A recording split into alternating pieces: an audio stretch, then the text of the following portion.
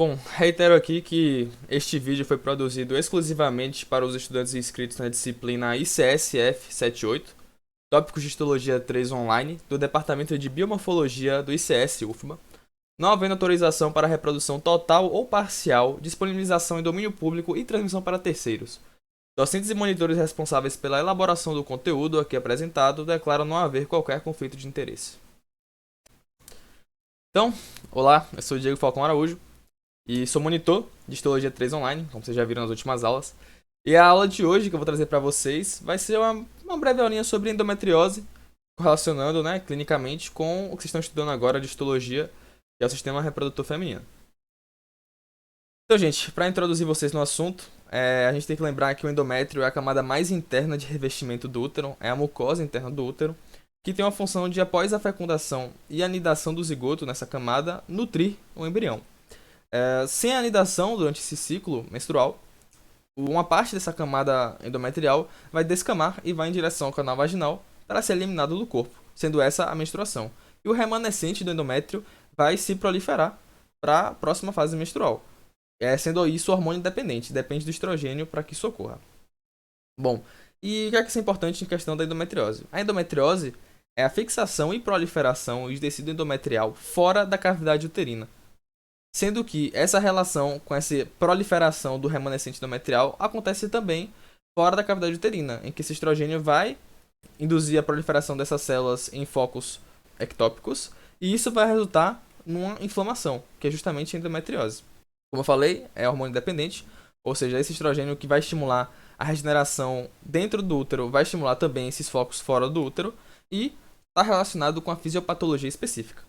Em questão de epidemiologia, a gente tem que acomete mulheres na menacme. A menacme é o nome dado ao período entre a primeira e a última menstruação da mulher. Tem uma prevalência de 10 a 15%, sendo que isso pode estar subnotificado, porque em questão de manifestações clínicas, algumas pessoas podem ser assintomáticas e outras podem apresentar sintomas bem brandos, o que vai levar a uma subnotificação. E os exames diagnósticos, por conta disso, vão estar mais voltados a pessoas que têm sintomas específicos ou que têm alguma alteração fisiológica que está sendo notável. Bom, em questão de fisiopatologia, a principal forma de acontecimento da endometriose é justamente o que a gente chama de menstruação retrógrada, em que algumas células do endométrio vão realizar um caminho inverso, eles não vão em direção ao canal vaginal, eles vão em direção às tubas uterinas durante essa descamação.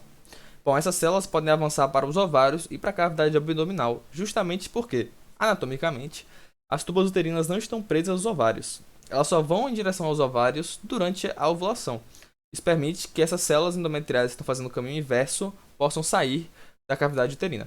Quando elas se fixam, elas vão começar a se proliferar e por uma incapacidade do sistema imunológico de regular essas células, elas vão, a partir do estímulo hormonal, ficar se proliferando nessas regiões onde elas se fixaram. Isso vai provocar uma reação inflamatória que vai caracterizar o quadro da endometriose. Lembrando que existe também uma possível relação iatrogênica, que algumas lesões causadas por laparoscopia ou por cirurgias abdominais prévias podem causar focos de saída dessas células e locais onde essas células podem se fixar mais facilmente, por causa das lesões. Em questão de sintomas e diagnóstico, os principais sintomas vão estar relacionados justamente com os locais em que esses focos celulares vão se fixar para se proliferar. E os principais sintomas são dismenorreia, que é a cólica menstrual, dor durante a relação sexual, infertilidade, disúria e dor intestinal baixa.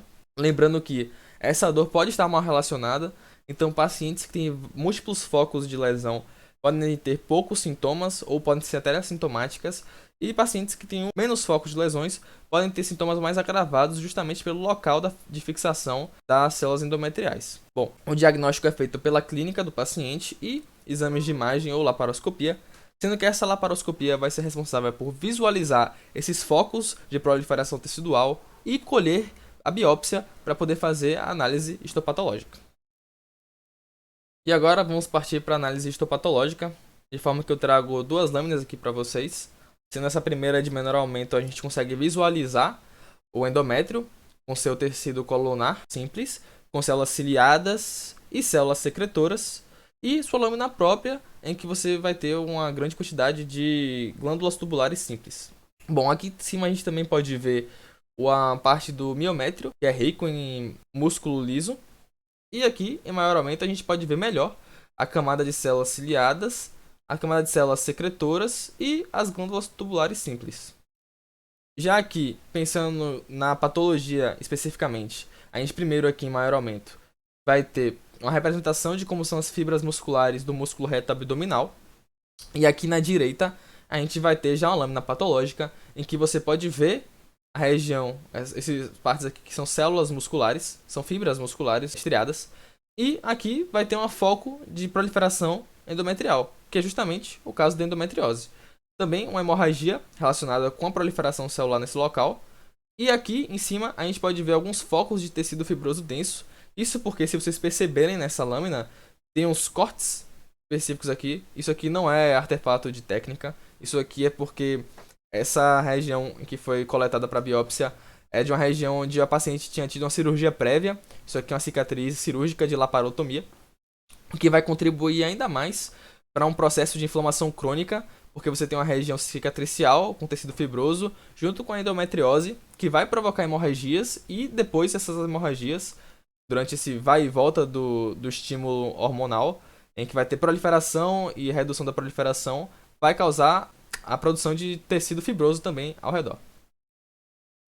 Por último, trouxe para vocês aqui outra lâmina para representar, que é justamente a presença de focos de tecido endometrial no intestino grosso, em que a gente pode ver inclusive a presença de glândulas tubulares simples, características do tecido endometrial, e aqui em maior aumento a gente pode ver ainda melhor aqui as células tubulares, células secretoras, em paralelo à região de tecido normal do intestino grosso.